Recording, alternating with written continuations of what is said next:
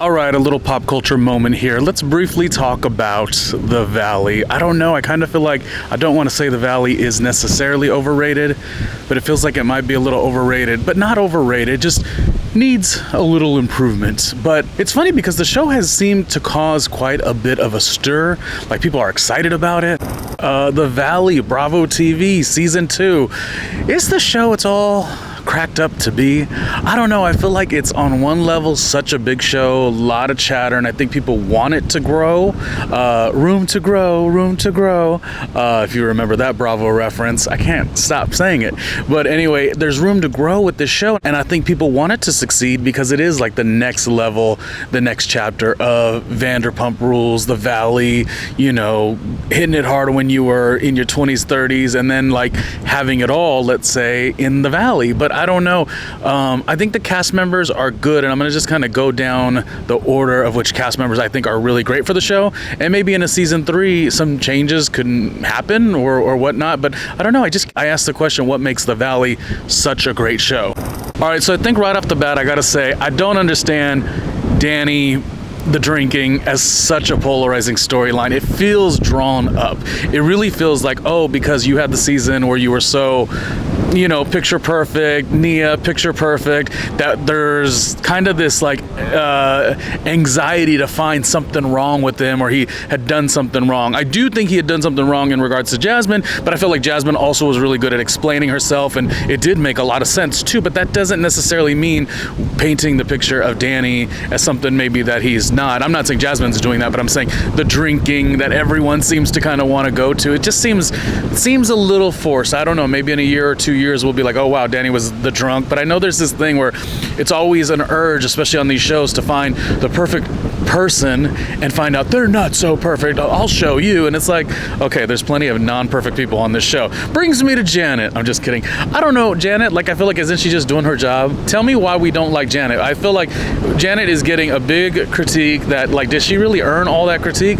It sometimes feels like she didn't. Is she messy? Is she vile? Is she reality TV gold? She's all those messy, ugly, crunchy things, but like the way she's getting described, I mean, you know, we love those kind of qualities on a Stassi. We don't love them on a Janet. But I'm not going to stick up for Janet in no means either.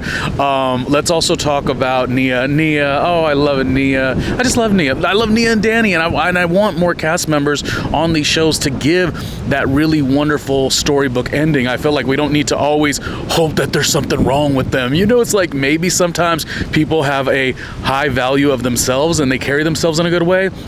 Just because you don't doesn't mean they can't, you know. But no one's perfect, and I get that too. Jasmine, I didn't realize this was like her 5th reality show, so kudos to her because she knows how to, you know, make a scene, let's say, like an actual scene. And I think that, what's his name? Jesse is perfect for the show. Like, you don't have to like him, but he's perfect for this show. Jax, when he started this show, I said, oh, Jax, Brittany, this is not going to be good for their marriage. But the money sometimes is more important, and the money seems to have worked in their benefit. But I mean, it's really sad. I mean, I gotta say, I never thought I would say this. I'm really sad for where Jax goes, because Jax this season, because he was gone so long, albeit getting better for himself and really trying to change, I feel like nobody missed him. Nobody missed him. And this is one of those really tough stories when it comes to, like, you do a show, you lose everything, you know. And I feel slightly, it's hard to feel bad for somebody like who is a character like Jax, you know, who's made a lot of money off these TV shows. But then again, the networks have made 10 times that amount, and they're not left in these dire situations that Jax, Brittany, they're put in. They're put in these really real life things, albeit this was what they chose. I get that, but I do think it's a lot. Brittany is gonna somehow in this particular show, The Valley, reign to be such a superstar and very likable. But I feel like Jax, I don't know. I hope he has good friends and family around him, because, you know, doing a show for 2 seasons and it blowing up your whole situation, I don't think is really a good thing for anybody. Like mental health, clarity, all that stuff. You know, it's just kind of a mess. So now let's get to Zach. Can you believe Zach used to be an assistant of Nicole Scherzinger, and Nicole Scherzinger had that amazing performance at the Tony Awards. Like, you know, it just, I'm not connecting his skill set to hers, but at the same time, like, this is a guy who came to the big city, came from a small town, wanted to work with somebody, you know, that had something going on. She wins a Tony. He's on a reality show. Reality show's not the biggest thing in the world, but Nicole Scherzinger in an interview said that he always wanted to do a reality show. So in some ways, it's kind of all coming together. So overall, I don't necessarily know what to make of Zach, but I know that he had a dream and he sought to get it, and he's gotten it. Him and his his hair isn't like human hair. His hair is just, it's a helmet. He's really intriguing, but I mentioned all those things about him, you know, coming to the city and trying to be something, and he eventually wanted to get his own show, and he's doing all those things have happened that you could say that's like a cheesy aspiration, but what I will say is sometimes we want on these shows people that actually want to be there. And I think that's one thing I like when I watch like the Real Housewives franchise.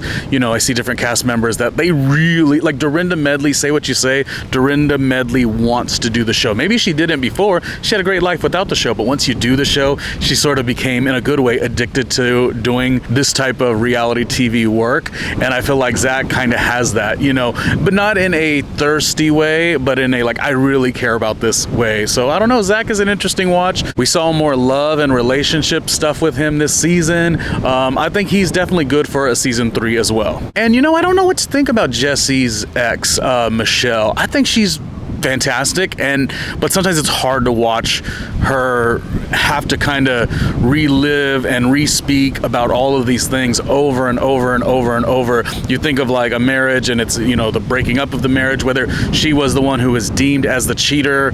I mean, she's still trying to be a wonderful mother, take care of her daughter, and, you know, have the new relationship and go on. But like, it just, Jesse's becomes as they broke up, you know, like a pretty strong opponent, and to have to just go up against that so much. But necessarily, I don't know that she wants to go up against him in a way that she really just, you know, takes him to task, because at the end of the day, that's her daughter's father. And I think there's such complications about that. I think Michelle really is lovely in that regard. So even though I think Jesse is like a villain and he plays it up, and that's who he is, and we love it for the show, it's still probably a really challenging thing to kind of see over and over. And when I say see over and over, I mean continue to interact, continue to have to do group functions together, to continue to have like continue to be in like the same circle of friends. I don't know that it's an easy situation, and I give her a lot of credit. And as for the newbies that were the oldies, so Schwartz and Sheena and Lala, I think they were good for the show, but like you almost could, you know, take a bathroom break and you wouldn't miss much. But I think they'll find their footing going into a season 3. So as I said, I started off saying like, oh, I don't know if this show really has the wheels. Is it a little overrated? But as I've broken every character down, I feel, well, not every character, but a lot of the characters, I think they actually are really good. But some little thing is missing. I don't know what it is, but something is missing. Maybe even just kind of like, I don't know, something about like balancing it all. And not being so deceitful. I feel like the deceit that Janet brings sometimes becomes overwhelming for the show, and it becomes too drama-ish. We don't need it to be that much drama where we don't even find it as a fun viewer watch. But again, what do I know? These are just my thoughts on The Valley.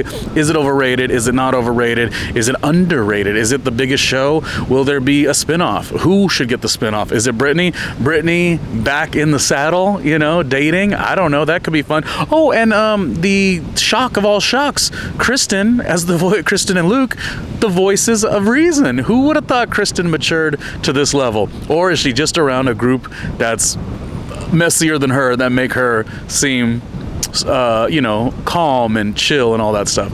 I don't know, but either way, it's kind of like a fun show.